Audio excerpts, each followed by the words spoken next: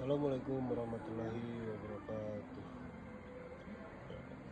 Alhamdulillahirrabbilalamin. Puji syukur kita panjatkan kehadirat Allah Subhanahu wa Ta'ala atas limpah rahmat dan hikmat karunia-Nya kita masih diberikan kesehatan dan kesempatan saya membuat video presentasi ini. Salawat serta salam semoga selalu tercurah kepada junjungan Nabi besar ialah Nabi Muhammad SAW beserta keluarga kita, sahabat kita, dan seluruh umatnya hingga akhir zaman. Yang saya hormati Ibu Asri Diana, SIP MPA, selaku dosen pengampu mata kuliah Sistem Administrasi Negara, dan serta teman-teman atau sahabat-sahabat yang sudah mendengarkan video ini. Perkenalkan, nama saya Aldian Sami dengan NIM 2413630111. Video ini saya buat sebagai bentuk pemenuh ujian akhir semester saya atau UAS pada mata kuliah Sistem Administrasi Negara. Pada kesempatan kali ini saya akan membahas materi tentang governasi atau governance. Melalui video ini saya akan menjelaskan pengertian governasi dan apa itu prinsip-prinsip yang terkandung di dalamnya. Mengapa governasi sangat penting dalam penyelenggaraan pemerintah, serta saya akan memberikan contoh di kehidupan kita sehari-hari atau yang sering kita temui, yang agar kita dapat memahami lebih mudah. Saya harap penjelasan yang saya sampaikan dapat menggambarkan bagaimana konsep governasi ini diterapkan dalam praktik pemerintahan. Apabila masih dapat kekurangan dalam penyampaian saya atau di dalam isi materi saya mohon maaf sebesar-besarnya. Baik, terutama-tama saya akan memberikan atau mengasih tahu apa itu governasi. Kalau kita dengar istilah governasi, mungkin sebagian dari kita langsung berpikir bahwasanya ini adalah istilah yang rumit. Sebenarnya konsep governasi ini cukup sederhana, tidak sangat dekat dengan kehidupan kita sehari-hari.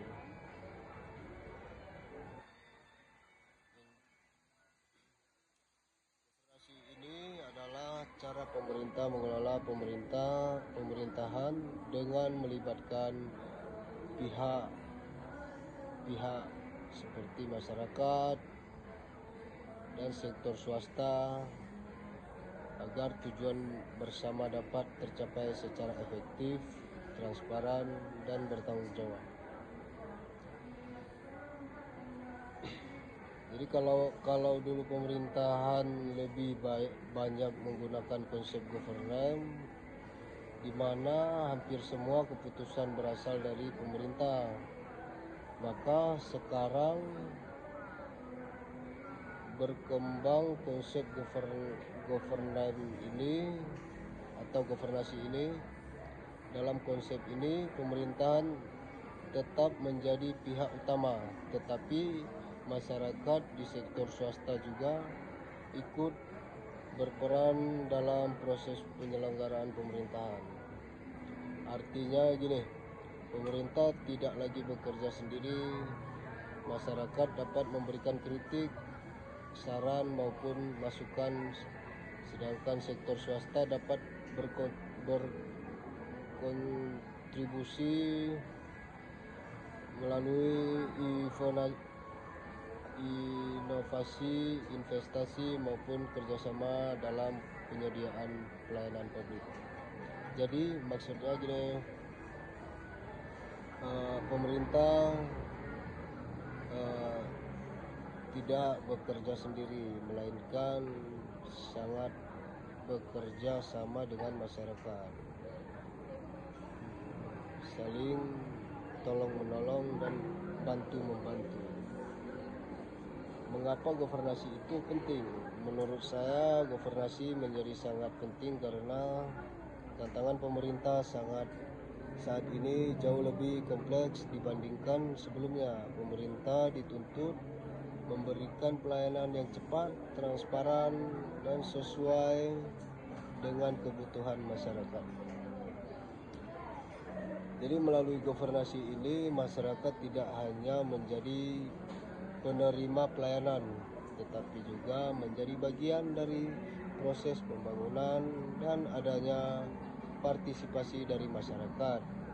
Pemerintah akan lebih mudah mengetahui kebutuhan apa yang sebenarnya, kebijakan yang dibuat menjadi lebih tepat sasaran kepada masyarakat.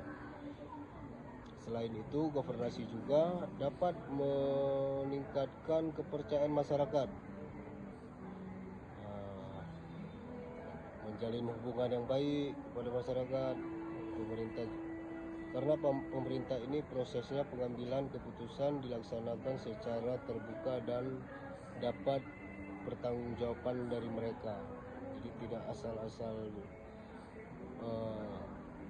berprinsip pemerintah apa yang diluncurkan itulah natural, tetapi juga bisa disanggah atau dipertanyakan dan pihak pemerintah harus bertanggung jawab. Jadi prinsip-prinsip governasi itu dalam perannya, governasi memiliki beberapa prinsip penting. Yang pertama, partisipasi, artinya masyarakat diberikan kesempatan untuk mengikuti atau memberikan pendapat, saran maupun kritik terhadap kebijakan pemerintah. Yang kedua, transparansi.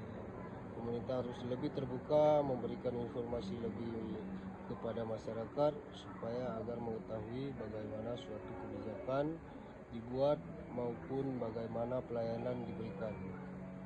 Yang ketiga, akuntabilitas terhadap keputusan atau tindakan pemerintah yang harus dapat dipertanggungjawabkan kepada masyarakat. Semuanya harus sesuai dengan aturan yang berlaku.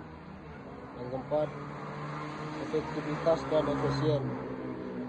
Pelayanan publik ini harus dilakukan dengan cepat, tepat, sederhana, dan tidak berbelit-belit sehingga masyarakat merasa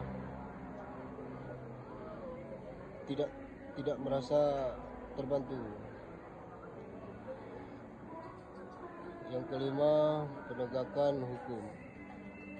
Semua masyarakat harus memperoleh pelayanan yang sama tanpa membedakan latar belakang, serta seluruh proses pemerintah harus berjalan sesuai dengan peraturan yang berlaku.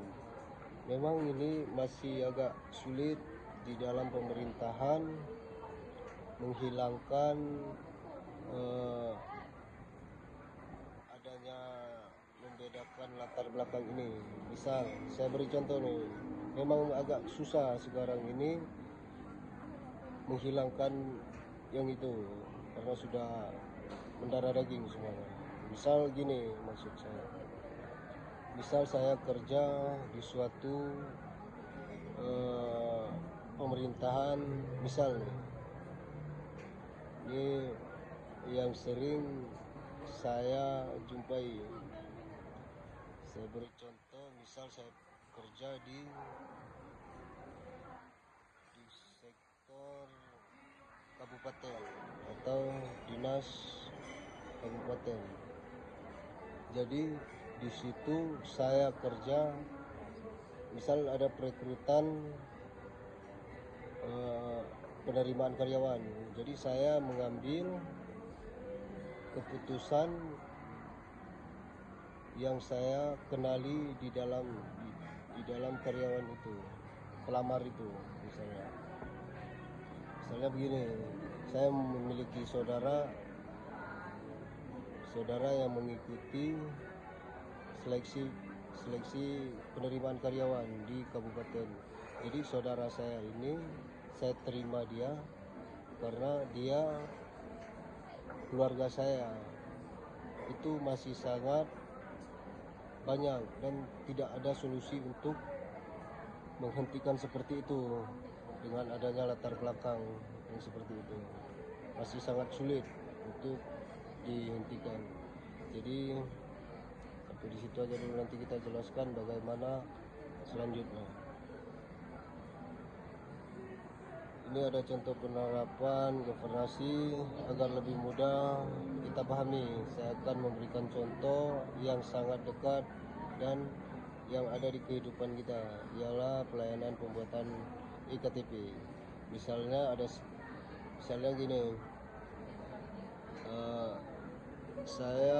gini, saya pernah membuat KTP.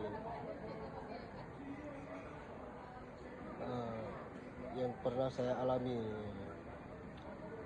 sewaktu saya membuat KTP, saya sudah mengambil berkas dengan lengkap yang sudah diterapkan dari Diskupcapil, seperti berkas-berkas berupa foto, sidik jari, irisan mata jika perlu, serta tanda tangan digital. Selama prosesnya berlangsung, petugas memberikan pelayanan yang ramah, cepat, dan sesuai prosedur. Apabila terdapat kendala, masyarakat diberikan penjelasan mengenai penyebab keterlambatan mereka, serta pikiran waktu penyelesaian. Mereka akan membuat waktu, misalnya silakan datang ya untuk di jam sekian untuk mengambil KTP yang sudah disiapkan.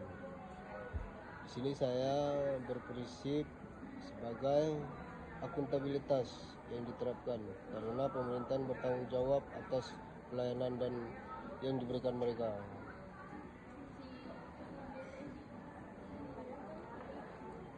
Selanjutnya, apabila masyarakat merasa pelayanan yang diterima kurang baik, masyarakat dapat memberikan kritik maupun saran melalui kontak pengaduan media sosial yang resmi atau layanan panduan pemerintahan. Hal ini tersebut merupakan bentuk prinsip masyarakat dalam mewujudkan pelayanan publik yang lebih baik. Saat ini banyak daerah juga yang telah menyediakan layanan administrasi kependudukan secara digital, sehingga masyarakat tidak perlu datang berkali-kali ke kantor lagi. Menurut saya ini merupakan bentuk penerapan efektivitas dalam pekerjaan yang lebih efisien. Disinilah saya saring, makanya saya ngambil governasi karena pelayanan menjadi lebih cepat dan lebih mudah dan lebih berkaitan pemerintah dan masyarakat menjalin hubungan yang lebih baik. Kesimpulannya dari penjelasan saya yang saya sampaikan ini, yang governasi merupakan cara pemerintah menyelenggarakan pemerintahan yang lebih melibatkan pemerintah, masyarakat, dan sektor swasta lainnya melalui prinsip-prinsip transparansi, akuntabilitas, dan efisiensi serta penegakan hukum. Dengan penerapan prinsip-prinsip ini,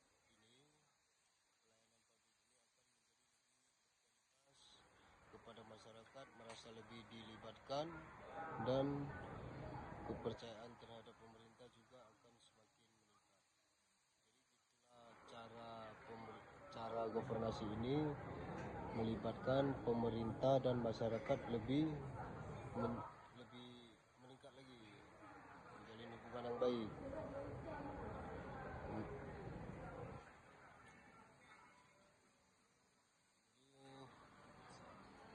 Demikian presentasi ini atau pembuatan video ini yang dapat saya sampaikan di UAS mata kuliah Sistem Administrasi Negara. Saya ucapkan terima kasih kepada Ibu Astri Diana, SIP MPA atas ilmu dan bimbingan yang pernah Ibu berikan selama proses perkuliahan. Apabila ada kesalahan dalam penyampaian ini, saya mohon maaf yang sebesar-besarnya. Terima kasih atas perhatian Ibu dan teman-teman yang sudah menonton video ini. Wassalamualaikum warahmatullahi wabarakatuh.